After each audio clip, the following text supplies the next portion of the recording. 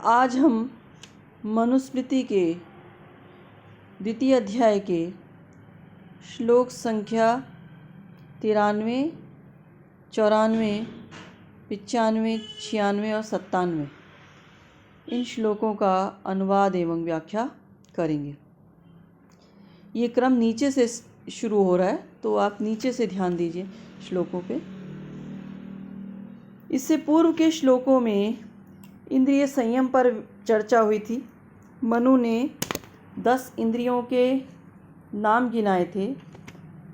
तदुपरांत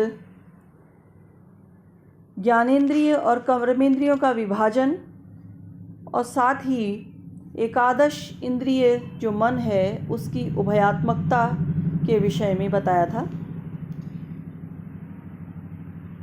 ये जो श्लोक है, अग्रिम श्लोक संख्या 93, ये श्लोक इंद्रियों के सिद्धि के विषय में बता रहा है। इंद्रिय संयम के लाभ क्या हैं, इंद्रिय संयम क्यों किया जाए, उससे क्या सिद्धि प्राप्त होगी।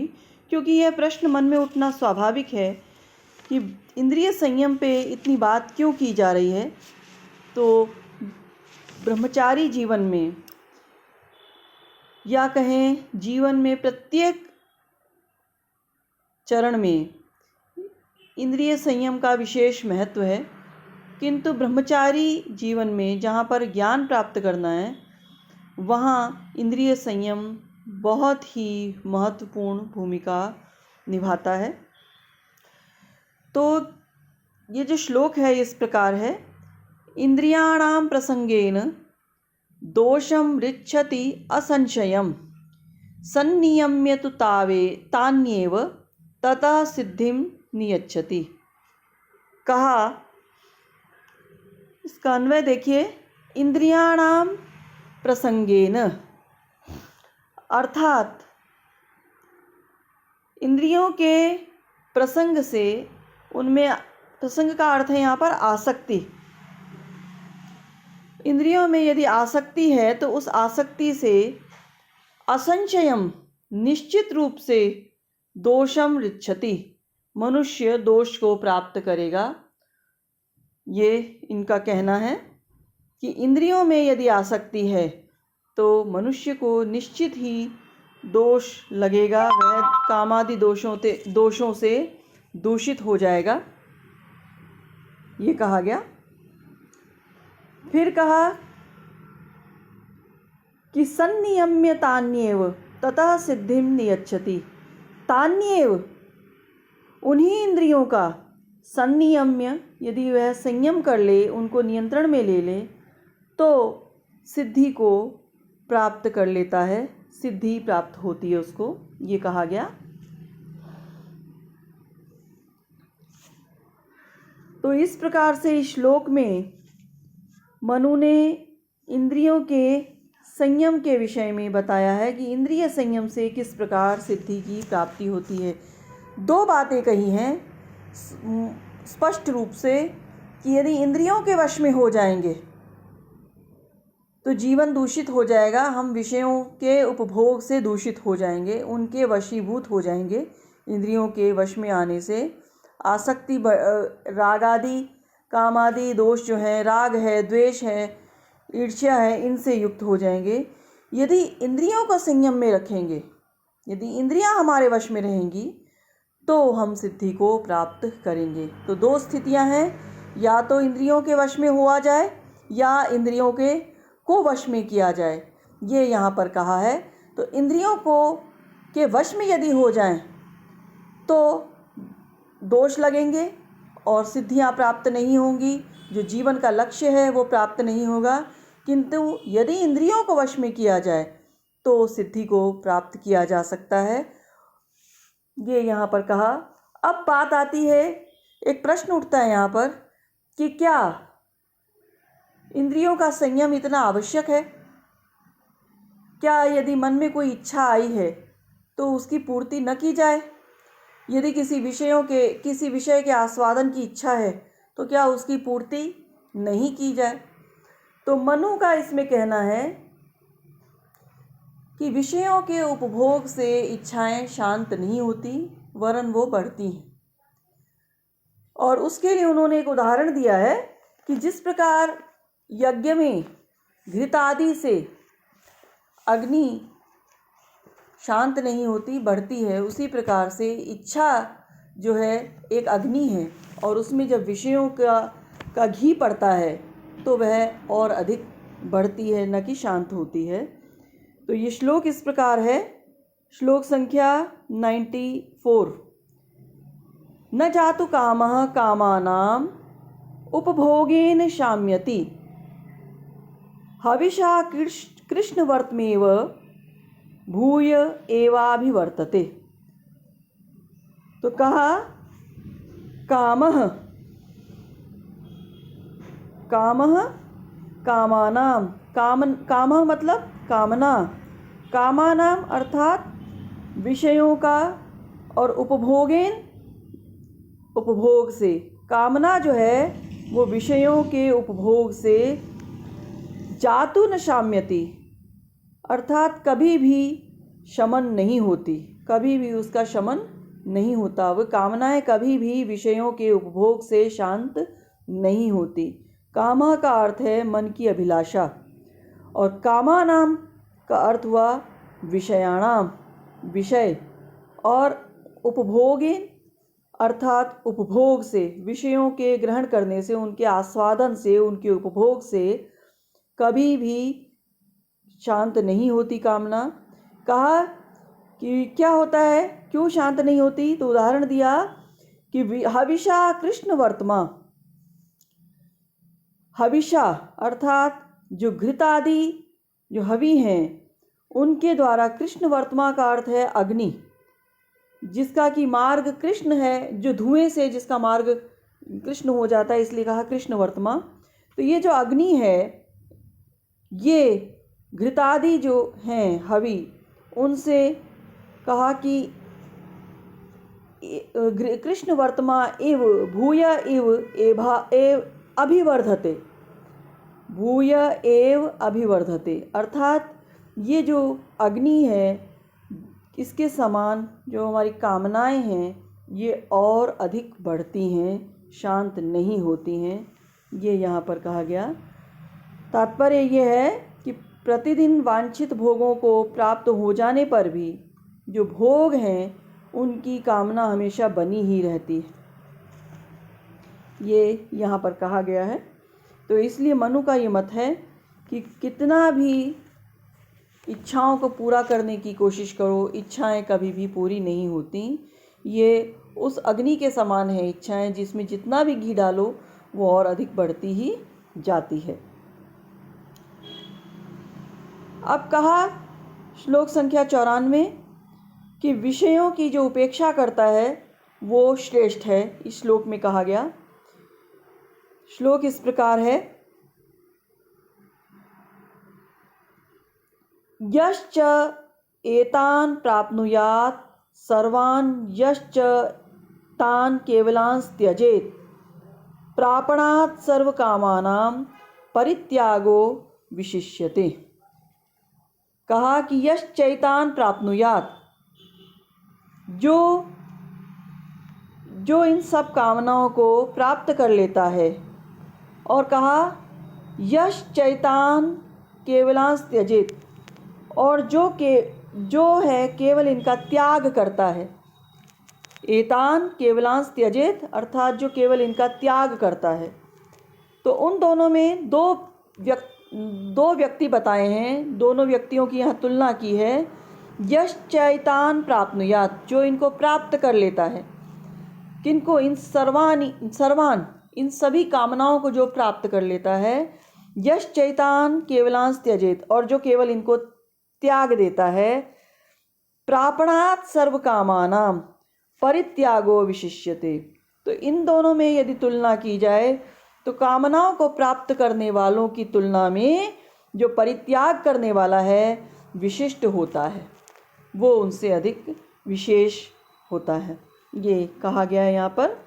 तो इसका अर्थ यही है कि जो मनुष्य संपूर्ण विषयों के सुख को प्राप्त करता है और जो इन समस्त विषय सुखों का त्याग करता है, उन दोनों में विषयों के उपभोग करने वाले की अपेक्षा विषयों का त्याग करने वाला श्रेष्ठ कहा गया है। अब आगे कहा है श्लोक संख्या 96 देखिए।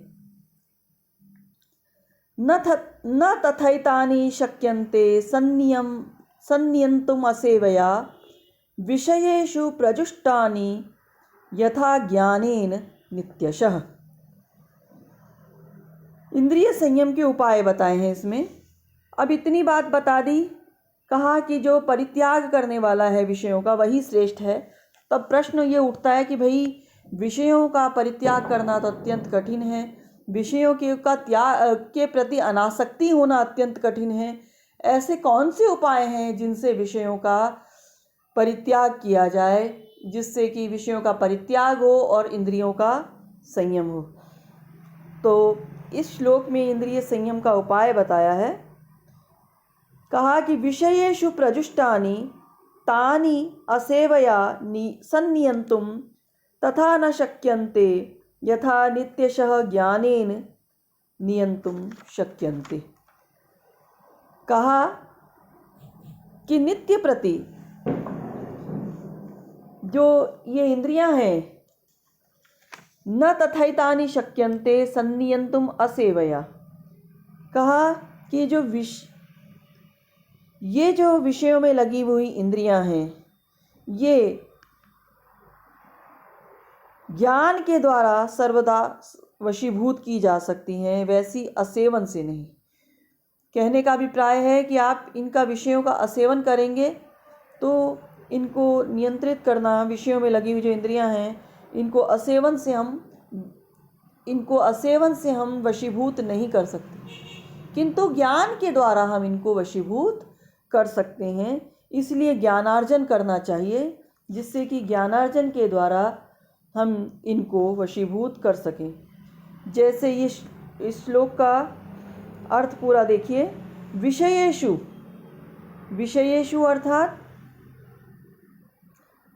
विषयों में रूप रसादि जो विषय हैं, प्रजुष्टानि, इनमें ये श्लोक संख्या 96 का नीचे वाली पंक्ति से इसका अर्थ यहाँ से शुरू होगा। विषयेषु प्रजुष्टानि, विषयों में जो लगी हुई हैं, आसक्त हैं, उनमें बिल्कुल सुखपूर्वक उसमें ही आनंद जो ढूंढ रही हैं, ऐसी। फिर कहा एतानि एकादश इंद्रियाणि, ऊपर के पंक्ति में देखिए पहले चरण में एतानि कहा, ये एतानि का अर्थ है जो 11 इंद्रियां हैं। असेवया यहाँ पर जो शब्द है दूसरे श्लोक में, दूसरे चरण में जो असेवया शब्द है यहाँ पर, तो विषयों में लगी हुई एतानि, ये जो एकादश इंद्रियां हैं, असेवया असेवनेन, जिसका सेवन नहीं किया जाए, तो इससे न तथा शक्यन्ते संनियंतुम, इनको इस प्रकार से हम नियंत्रण में नहीं ला सकते कि हम इनका सेवन ही ना करें, रूप रस आदि विषयों का सेवन ही ना करें।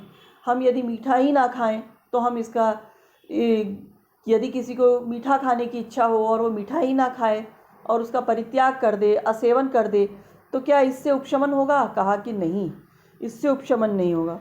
उपशमन किससे होगा? तो ज्ञान से होगा। यदि वह ये सोच ले कि नित्य उसको, यदि ज्ञानेन नित्यशः यथा, जिस प्रकार की ज्ञान के द्वारा नित्य जो ज्ञान प्राप्त होता है उसके द्वारा जिस प्रकार इंद्रियों का संयम होगा, ऐसा और किसी से नहीं होगा। तात्पर्य ये है यहाँ पे कहने का कि विषयों का परित्याग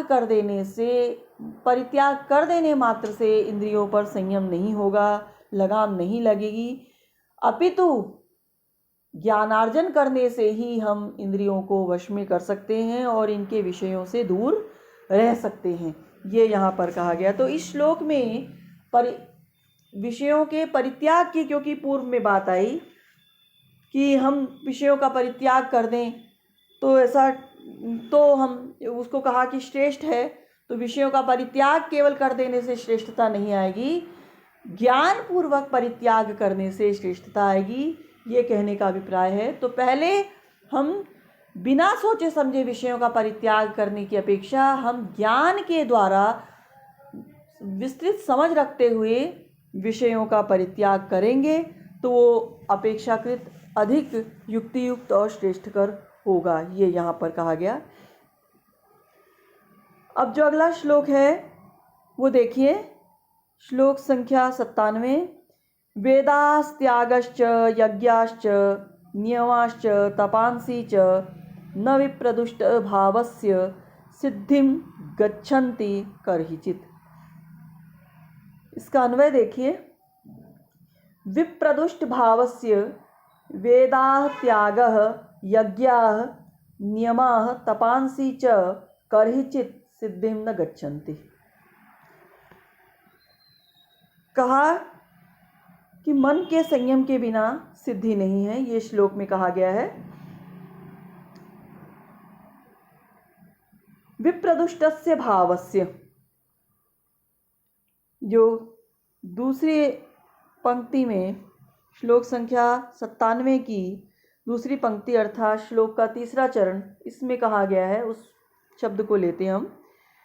विप्रदुष्टस्य भावस्य, यानी जिसका भाव प्रदुष्ट है, दूषित है, वो दूषित भावना से किए गए जो वेदाध्ययन है और त्याग है, फिर कहा जो यज्ञ हैं, नियम है, तप हैं, न कर्हिचित सिद्धिम गच्छन्ति, ये कभी भी मनुष्य को सिद्धि नहीं देते। कि आप यदि कहें कि ज्ञान की आवश्यकता क्यों है, क्रमशः आगे आगे बताते जा रहे हैं, क्योंकि हमने पूर्व में कहा कि विषयों को हम इस त्याग के द्वारा नहीं अपितु ज्ञान के द्वारा इंद्रिय संयम रखते हुए छोड़ सकते हैं। तो बताया कि ज्ञान क्या है। ज्ञान का अर्थ है निर्दोष भाव से किया गया कर्म।